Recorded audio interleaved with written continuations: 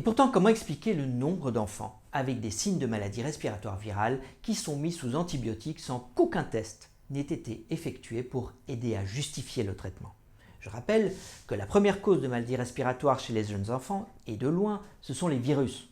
On sait par exemple que la plupart des enfants avec une douleur de gorge ont en fait une maladie virale qui passera toute seule. Quand la gorge est rouge, on appelle ça une pharyngite.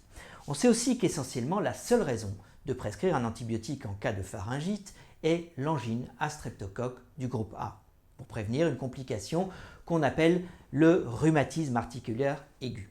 Actuellement d'ailleurs en Europe, cette indication est même discutée et dans plusieurs pays européens, les antibiotiques ne sont plus recommandés systématiquement lors d'une angine à streptocoque du groupe A. Mais je ne vais pas rentrer dans les détails de cette discussion ici. Et donc, un test existe pour vérifier la présence d'un streptocoque du groupe A et consiste à faire un frottis de la gorge avec un écouvillon. Le test est rapide, peu douloureux, bon marché et il nous donne en général, quand il est fait dans les bonnes circonstances, une réponse sur laquelle on peut compter.